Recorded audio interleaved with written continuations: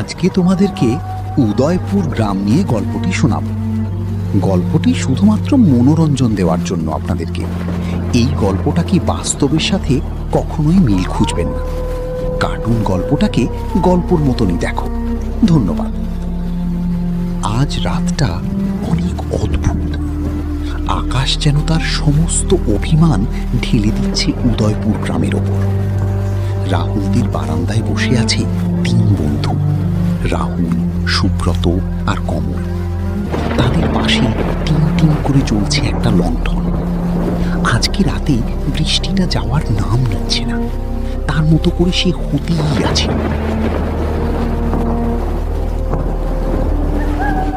আরে রাহুল, সেই তখন থেকে চুপ করে বসে আছিস।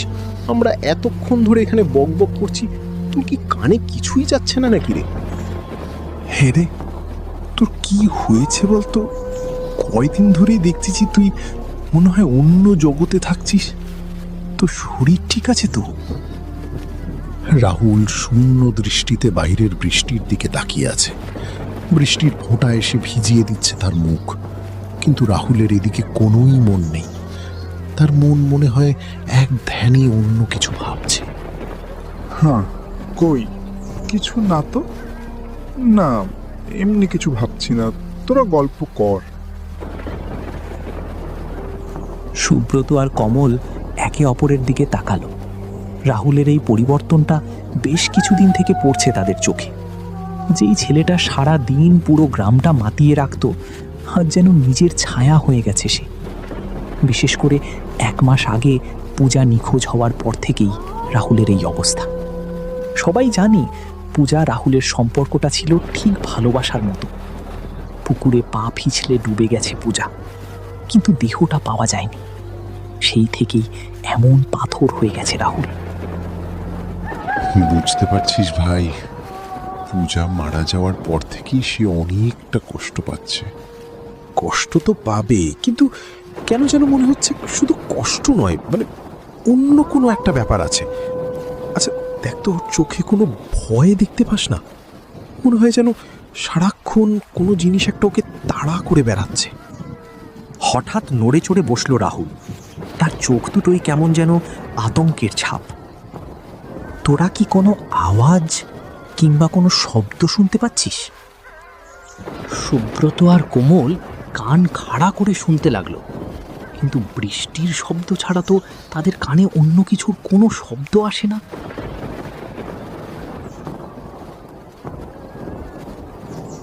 কই, কিসের শব্দ রাহুল?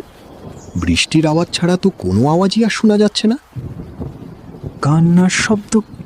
কিরে, শুনতে পাচ্ছিস না? একটা মেয়ে কাঁদছে, ঠিক যেন। কথাটা শেষ করতে পারল না রাহুল। মুখটা ভয়ে ফ্যাকাশা হয়ে গেল। এমন ভাঙ যে বাইরের অন্ধকারে তাকিয়ে রইল, যেন সেখানে ভয়ঙ্কর কিছু দেখতে পাচ্ছে সে। তাঁরই আচরণে সুব্রত আর কমলের গা ছমছম করতে লাগলো। গ্রামে রাস্তা ধরে বাজার থেকে ফিরছে আদিত্য। সন্ধ্যা নামতেই শুরু হয়েছে বৃষ্টি। রাত হয়ে গেছে, এখনো থামার নাম নেই। আদিত্যবাবু ছাতাও আনিনি যে কোনো রকম বৃষ্টির জল থেকে মাথা বাঁচিয়ে বাড়ি ফিরবে। ওফো, বৃষ্টিটা আসার আর সময় পেল না, পুরো শরীরটা ভিজিয়ে দিল। বৃষ্টির জলে পিচ্ছিল হয়ে গেছে কাঁচামাটির রাস্তা। চারিদিকে শেয়ালের ডাক আর বৃষ্টির শব্দ ছাড়া কিছুই শোনা যাচ্ছে না। গ্রামের এই রাস্তাটা এমনিতেই নির্জন, তার ওপর এমন দুর্যোগের সময় একেবারেই জনশূন্য। কিন্তু আদিত্যর মনে হচ্ছে এই রাস্তায় সে একা নয়, কেউ যেন নিঃশব্দে তাকে অনুসরণ করছে। কিন্তু চারপাশ অন্ধকার ছাড়া আর কিছুই চোখে পড়ছে না। আচমকাই বেড়ে গেল বৃষ্টির বেগ। আদিত্য দৌড়ে আশ্রয় নিল রাস্তার পাশে একটা গাছের নিচে। ঘন পাতা থাকার কারণে বৃষ্টিটা একটু তার কাছে কম পড়ছে। হাঁপাতে হাঁপাতে সে যখন একটু স্বস্তির হলো, তখনই তার চোখে পড়ল সেই দৃশ্যটা। ওর পাশে কেউ একজন দাঁড়িয়ে আছে। আচ্ছা, অন্ধকারে প্রথমে ভালো করে বোঝা যায়নি, কিন্তু একবার বিদ্যুৎ চমকাতে যা দেখা গেল, তাতেই ভয়ানক চমকে উঠল সেই আদিত্য। লাল বেনারসি, মুখটা ঠিকমতো বোঝা যাচ্ছে না, চোখগুলো তার লাল লাল, মুখে কি ভয়ানক হাসি তার।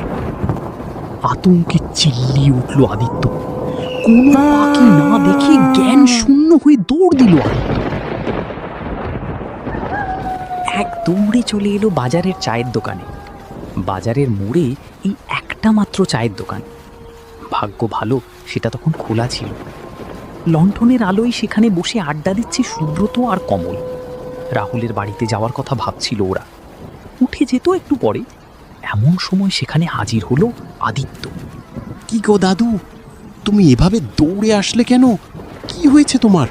তোমার চোখ মুখ এমন কেন দাদু? কি হয়েছে তোমার? আদিত্য এখনো নিজেকে সামলে নিতে পারেনি। তার মুখ দিয়ে কথা বের হতে চাইছে না। কি হয়েছে তোমার দাদু? তোমাকে দেখে মনে তো হচ্ছে তুমি ভীষণ ভয় পেয়েছো। গোটা গা ভিজে একই অবস্থা তোমার। একটু পরে আদিত্য কিছুটা স্বস্তির হলো। তখনও ভয়ে শিশির করছে তার শরীর। ভূত, ভূত দেখেছি আমি, ভয়ঙ্কর কিছু দেখেছি আমি। ভূত! ধপ করে দোকানের ব্রেঞ্চে বসে পড়ল আদিত্য। ওর কথা শুনে রীতিমতো ভয় পেয়ে গেছে কমল আর সুব্রত। এরপর আদিত্য যখন সেই ভয়ঙ্কর অভিজ্ঞতার কথা খুলে বলল, তখন আর বিস্ময়ের সীমানা রইল না ওদের দুজনের কাছে। এই দাদু, তুই ঠিক দেখেছিস তো? আবার বলতো, তুই ঠিক দেখেছিস? একদম লাল শাড়ি পরেছিল সে। হ্যাঁ রে, লাল শাড়ি পরেছিল। তার মুখটা কোনোভাবেই চেনা যাচ্ছে না। তার চোখগুলো ঘোলা ঘোলা। তার মুখ আমি জীবনে ভুলতে পারবো না রে। হঠাৎ কমল সুব্রতর দিকে তাকালো। তার মুখটা যেন ফ্যাকাশে হয়ে গেছে। শোনো, মনে আছে গত সপ্তাহে শনিবারের দিন ফেরার সময় আমারও তো... সুব্রত, তবে এত কাছ থেকে কিন্তু আমরা দেখিনি। মনে হচ্ছিল যেন লাল শাড়ি পরে কেউ একজন দূরে দাঁড়িয়ে আছে, অন্ধকারে মিলিয়ে গিয়েছিল। তবে আমরা অতটা পাত্তা দেয়নি। কি বললি, তোরাও দেখেছিস? তার মানে আমি ভুল দেখিনি। কিন্তু কিন্তু কি ওটা? আমাদের গ্রামে তো এমন কিছু হওয়ার কথা নয়। দীর্ঘশ্বাস ফেলল কমল। রাহুলের অদ্ভুত আচরণ, তাদের ওই লাল শাড়ি পরে ছায়ামূর্তিকে দেখা, আর আজ আদিত্যর এই একই অভিজ্ঞতা, সবকিছুর মধ্যে হয়তো কোনো যোগসূত্র রয়েছে। আদিত্য দাদু, সমস্যাটা কিন্তু আরও জটিল। রাহুলের কিছু একটা হয়েছে, ওর স্বাভাবিক নেই। পূজা মারা যাওয়ার পর থেকে রাহুল এমনটা করছে। গত রাতেও ওর বাড়িতে গিয়েছিলাম, ও বলছিল কার যেন একটা কান্নার আওয়াজ শুনতে পাচ্ছে। এদিকে পূজার ভাগ্য দেখ, বিয়ের দিনেই মূল্য। মেয়েটা রাহুলকে বিয়ে করবে বলে কত স্বপ্ন দেখেছিল। সবসময় লাল শাড়ির কথা বলতো। কি বলছিস তুই? এই কথাটা তো আমি শুনিনি। সুব্রতর মুখ থেকে এই কথাটা শোনার পর চমকে উঠল রাহুল আর আদিত্য। তবে কি ওই নারী মূর্তি আমাদের গায়ের মেয়ে পূজা? কিন্তু সে মরে গিয়ে আমাদেরকে কেন ভয় দেখাবে? কিন্তু পূজা তো পুকুরে ডুবে মারা গিয়েছে, ওর আত্মা কেন এমন ভয়ঙ্কর রূপে ফিরে আসবে? আরও একটা বড় প্রশ্ন হচ্ছে, যদি এটা পূজারই আত্মা হয়, তাহলে রাহুল এত ভয় পাচ্ছে কেন? আমার ধারণা রাহুল ওকে দেখেছে, কিন্তু যে ভালোবাসার মানুষকে নিয়ে এত কাতর, সে কেনই বা তাকে দেখে ভয় পাবে? কমলের মনে হলো হয়তো কোনো রহস্য রয়েছে যা তাদের সবার অগোচরে রয়ে গেছে। কিন্তু রাহুল আর পূজাকে নিয়ে কি এমন রহস্য থাকতে পারে তা সে কোনোভাবেই বুঝে উঠতে পারল না। পুকুর পাড়ে এসেছে রাহুল।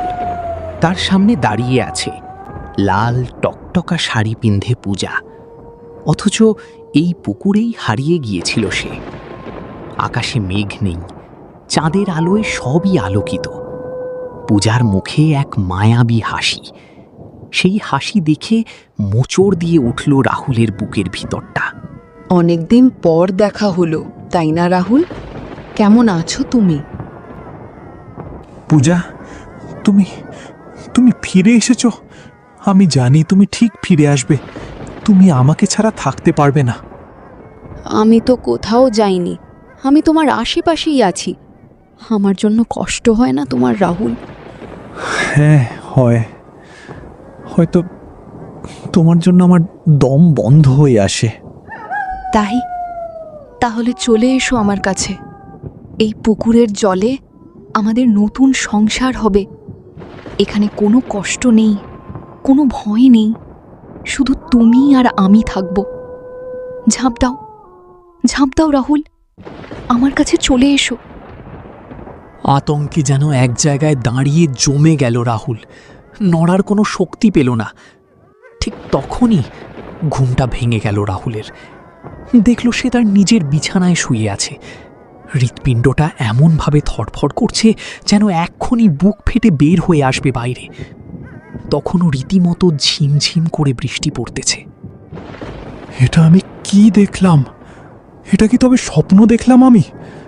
দুঃস্বপ্ন, দুঃস্বপ্ন ছিল, ঘুমটা ভেঙে দিল। রাহুল বুঝতে পারল স্বপ্ন হলেও এটা সাধারণ কোনো স্বপ্ন নয়। পূজা তাকে সত্যিই ডাকছে।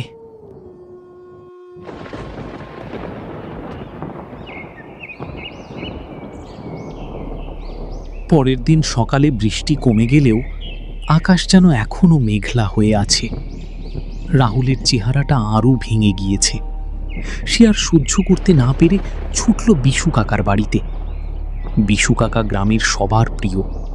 বয়স হয়েছে বটে, কিন্তু বেশ জ্ঞানী মানুষ।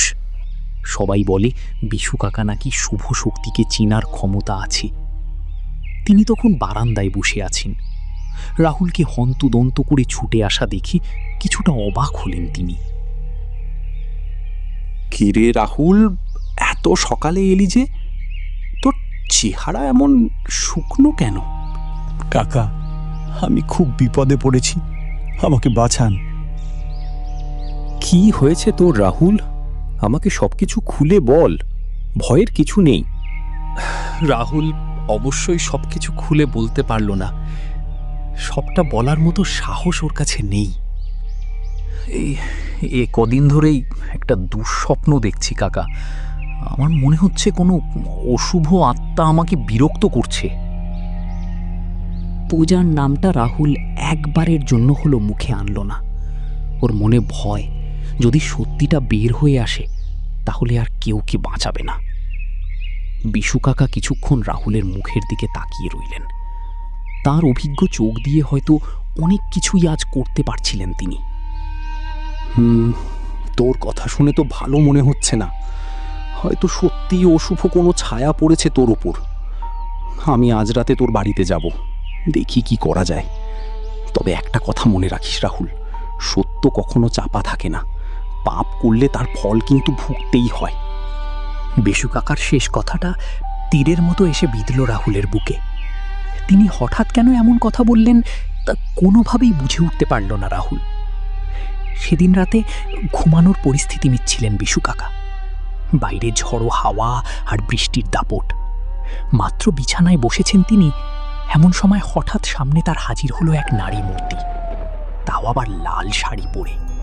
ওটা আর কেউ নয়, পূজা হরিটাকা। প্রথমে চমকে উঠলেন বটে, কিন্তু ভয় পেলেন না। গ্রামের অনেক ইশারা ইঙ্গিতে তিনি বেশ বুঝতে পারছিলেন গ্রামে কোনো আত্মা লাল শাড়ি পরে ঘুরে বেড়াচ্ছে, আর সেটা পূজা হওয়ার সম্ভাবনাই বেশি। তবুও তিনি না জানার ভান করলেন। কে তুমি মা? কি চাও তুমি আমার কাছে? কেনই বা তুমি এসেছো আমার কাছে? কাকা, কাকা আমি পূজা কাকা, কাঞ্চনপুর গ্রামের অভাগিনী পূজা কাকা। আপনি যাকে বাঁচাতে চাচ্ছেন সেই রাহুল, সেই আমার হত্যাকারী কাকা। এবার সত্যিই চুপচাপ হয়ে গেলেন বিশু কাকা। এমন কথা শুনতে তিনি প্রস্তুত ছিলেন না। রাহুলে কাজ করেছে, কিন্তু আমি তো জানি রাহুল যে তোমাকে ভালোবাসতো রে মা। ভালোবাসা? এটা ভালোবাসা ছিল না, এটা শুধু ছিল অভিনয়। ও আমাকে নয়, অন্য মেয়েকে ভালোবাসতো। আমি ওদের সম্পর্কের কথা জেনে ফেলেছিলাম, তাই বিয়ের দিন ও পুকুর পাড়ে ডেকে নিয়ে যায়। আমি ভেবেছিলাম ও হয়তো নিজের ভুল বুঝতে পেরেছে, কিন্তু রাহুল আমাকে ধাক্কা দিয়ে ওই পুকুরের জলে ফেলে দিল। আমি কতবার বাঁচার জন্য আকুতি করেছিলাম, কিন্তু ও দাঁড়িয়ে দাঁড়িয়ে দেখছিল আমার মৃত্যু। কথাগুলো শুনে শরীর শিউরে উঠল বিশু কাকার। রাহুল এত বড় বিশ্বাসঘাতক হতে পারে তা তিনি কখনো কল্পনাই করতে পারেননি। আপনি ওকে বাঁচাবেন না কাকা, ও ও শাস্তি পাওয়ার যোগ্য।